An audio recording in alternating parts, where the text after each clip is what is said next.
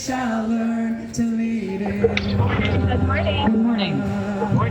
My name is Rabbi Rachel Simmons, and I am here today with fellow interfaith clergy from across Maine. We are speaking out of love and concern in the face of growing attempts to restrict voting rights in the United States. And we are joined by colleagues at 14 other press conferences nationwide today. As of this press conference, over 2,000 clergy across all faith backgrounds have signed on to a public letter condemning efforts to block citizens from exercising their right to vote and committing ourselves to doing whatever we can to protect the dignity and safety of the American electoral process. As spiritual leaders representing a variety of faith backgrounds, we believe that we are all children of God and that we are strongest when all of our voices can be heard. We stand for human dignity across demographic boundaries, and we believe that this dignity transcends partisan politics. As community leaders, we are alarmed at efforts across the country to limit access to ballot boxes and to intimidate voters, including measures aimed at restricting the voting rights of specific racial and ethnic groups. We encourage all citizens, but especially those in public office, to do whatever you can to ensure that our nation's electoral system remains trustworthy. We believe that this is a labor of love, and to this end, we also affirm and support the important work being done by our elected officials here in Maine to ensure voter access. We are so grateful for your efforts and your service. As clergy, we are bound by a sacred call to love our neighbors, to promote honesty and integrity, and to speak out when we see mistreatment, despair, and hopelessness. We believe that we are strongest when we all have a seat at the table. That is why we are here today, and why we will continue to speak out and work to ensure fair and safe elections. Our resolve to protect the integrity of the electoral process echoes the beliefs of the founders of the United States of America, who wrote that we are all endowed with the unalienable rights of life, liberty, and the pursuit of happiness. We, the people, have a right for our voices to be heard. And as American clergy, we, the people, are committed to doing whatever we can to protect that right for all. It is now my honor to hand the microphone over to my colleague, Reverend Malcolm Pinchot.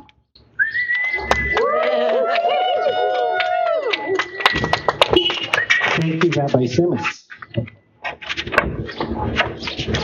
We are a beautiful and committed group of multi-faith clergy from throughout Maine, gathering today in Lewiston, representing over 130 Maine clergy across 15 counties who have signed an open letter on this 250th anniversary of the Declaration of Independence.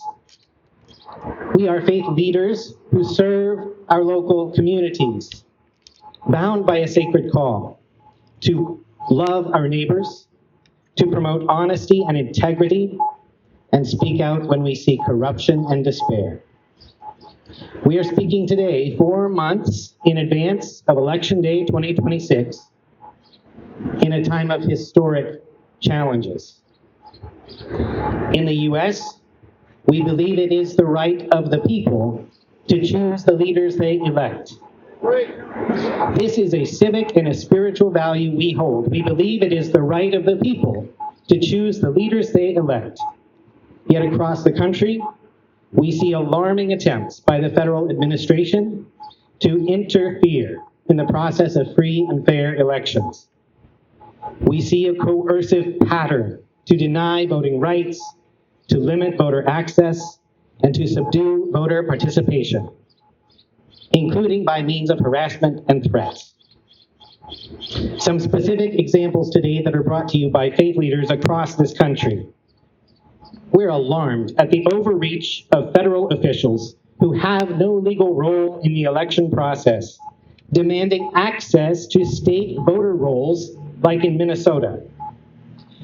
We are alarmed that in some states, mail-in ballots could be held up by the Federal Postal Service rather than delivered as intended. It is wrong for the federal administration to use the FBI for political purposes, as in Ohio, to persecute local people for registering others to exercise their right to vote. It is wrong for the executive to insist on legislation like the SAVE Act that Congress does not wish to pass. Come on. Here in Lewiston, Maine, we are concerned to hear that some voters were told in the recent primary election they could not vote because their party registration had been changed without them knowing it. We will not stand for lawless ICE forces being used as a threat to intimidate and disenfranchise certain voters here in Lewiston or anywhere.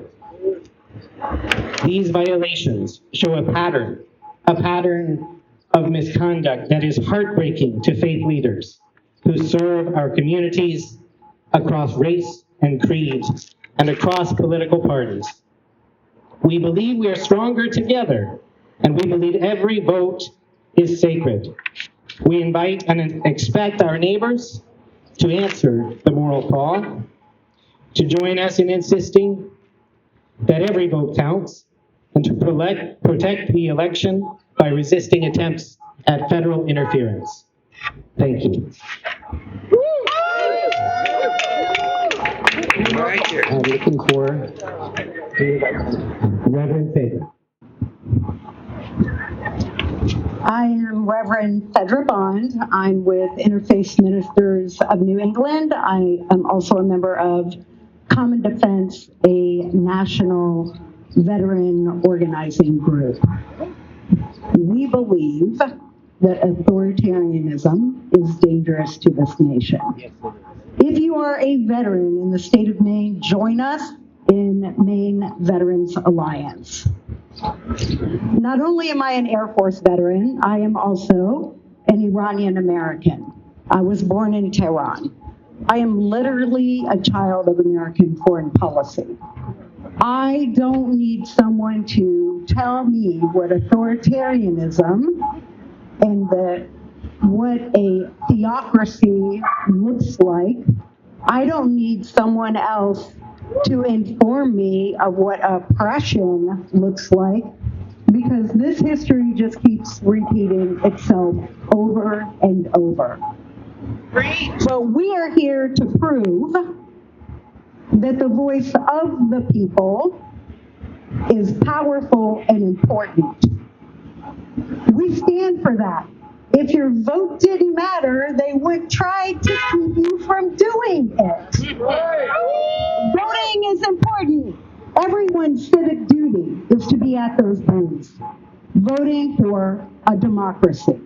Peace can only be achieved through multiculturalism, multi-faith acceptance, and through the voice of the people being heard in their elections. I ask everybody to do something today. When you leave here, or after you hear this, I want you to call your elected officials from your city level all the way to our Congress folks in DC. I want you to ask a question. What are you going to do to protect our elections from the threat of federal forces coming to our towns and silencing our voices? What will you do? You are called to action. I took an oath. I still live up to that oath. Our Congress people took an oath too. Stand up for it. Stand up for the people. We, the people, means all of the people. Amen. Amen.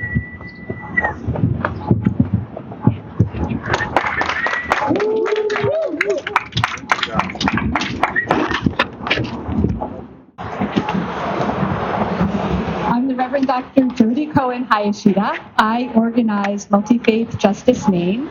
I'm here with my colleague, the Reverend Jane Field, who is the Executive Director of the Maine Council of Churches. Multifaith Justice Maine and the Maine Council of Churches have partnered and are working very closely together as organizations and with faith leaders from around the state to do the concrete work of ensuring that our elections are protected, that voting rights are protected, that access that is guaranteed by the Constitution is ensured. So we're going to take just a quick minute and talk through some of the work that Multifaith Justice Maine, Maine Council of Churches, and faith leaders around the state are going to be engaged in leading up to November's election. So first, I want to name that Multifaith Justice Maine, along with organizations around the country, will be organizing a poll chaplaincy project. Poll chaplains are people of faith who have been trained in de-escalation and election and voting rights, and will stand as a welcoming and de-escalating presence at local polling sites around the state. As a number of colleagues have mentioned, we recognize that one of the ways to repress the vote is through simple intimidation. And so we recognize that faith leaders being present at the poll, extending an explicit welcome, escorting people in as necessary, helping to find translators as necessary is a needed service. So again, that will be organized around the state, and we are joining with organizations around the country. I'm going to pass it over to Jane now. Thank you, Jody. I'm Reverend Jane Field. I'm Executive Director of the Maine Council of Churches. We're a coalition of 7 denominations that have about 400 congregations all across the state with 50,000 parishioners in their care. And together, we speak with a prophetic voice of faith, connecting people within and through and beyond the church to build a more just, compassionate, and peaceful world. And we are staunchly nonpartisan, but that doesn't mean we're not political, because politics is not about political parties or endorsing candidates. At its root, it's about how communities make decisions about resource allocation, equity, fairness, and our common good. So, of course, people of faith should be involved in that. And that's why, as Jody mentioned, the Maine Council of Churches will be offering several opportunities this fall to engage faithfully in their civic responsibility. First, on Thursday, September 10th, we are partnering with the Maine Bar Association and Maine Lawyers for the Rule of Law to co-host a forum at USM's Hannaford Hall on the morality and rule of law. This year's keynote speaker is Andrew Weissman. He's a prosecutor, law professor, author, podcaster, and former chief of the Department of Justice's Fraud Division. In October, we'll offer a webinar to train clergy and lay leaders on how they can run voter registration efforts within their congregation. This is a nonpartisan, legal activity for churches to engage in. In fact, there's a long history of churches helping members get registered to vote, particularly within the Black church tradition. And throughout the fall, we plan to develop resources for and outreach to clergy who are serving purple congregations. Too often, when churches have people on both sides of the partisan divide, they've adopted the attitude, we just don't talk about politics here. Or lay people tell their clergy to keep politics out of our pulpit. But the fact of the matter is, every church is political. They either challenge or they reinforce the way power is organized in the world. Not speaking about politics is speaking loudly about politics. I stole that line from a colleague, Cody Deese. It's a good line. Not speaking about politics is speaking loudly about politics. Silence is not neutral. It protects the status quo. It tells the community that centering the comfort of those with privilege is more important than addressing the safety of those who are vulnerable. When churches say, we don't talk about politics here, what the rest of us hear is, you don't want to talk about our pain in your church. That is not the prophetic witness of the Maine Council of Churches and its member denominations, nor is it that of the nearly 150 Maine clergy who signed the Defending Democracy letter that we've mentioned at this press conference. More than 2,000 clergy across the nation have signed that letter as of today. And some of those signers are here with us today. If you signed that letter defending democracy, raise your hand. Thank you. Thank you all for signing that letter, for being here. And before we close with a song, I just wanted to know if those from the press had any questions for our speakers, Rabbi Rachel or Reverend Malcolm. Or Fedra. I had a question. Just give me one moment to get my brain to circle.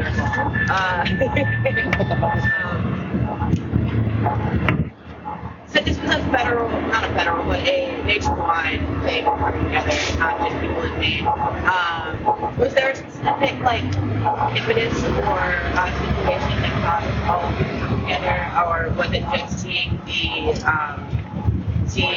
the way that voting rights have been on the decline, I guess, over time, or was there an effect? I think it's a combination. Yes, it's a combination. Oh, Reverend Christine Dyke at First Parish Church in Gorham. Yeah. It's a combination. First of all, most of us got together in January during the ICE surge. And we know the power when clergy get together and when we agree on something. And then we are all very concerned about the SAVE Act and other suppression of voting. And again, from that point of view that everyone is valued equally. Did anyone else want to comment? Fedra. I think as clergy, we very much recognize the dangerous rhetoric and oppressive power behind giving language to white Christian nationalism. And when faith leaders don't speak up against that, again, silence is approval. We know that's wrong. If anybody questions how dangerous that is, all you have to see is how it played out in federal law enforcement response in the actions we see in the ICE agents. That is white supremacy in action. We're not going backwards. We're going forward. More people deserve more equality and more rights. And the way we get that for everyone is through voting. That's where our power is. And let's not forget, there have been threats made to deploy federal law enforcement to areas specifically to oppress us. Faith leaders must stand up during this time. If we're not on the front lines, who else should be there?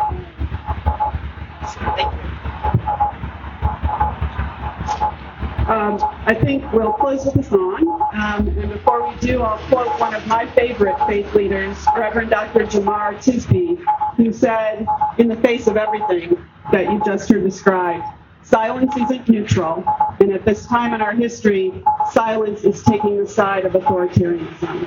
And these clergy are here to say we're not on that side. It is time now that we thrive. It is time we lead ourselves into the well. It is time now, and what a time to be alive. In this great turning we shall learn to lead in love. In this great turning we shall learn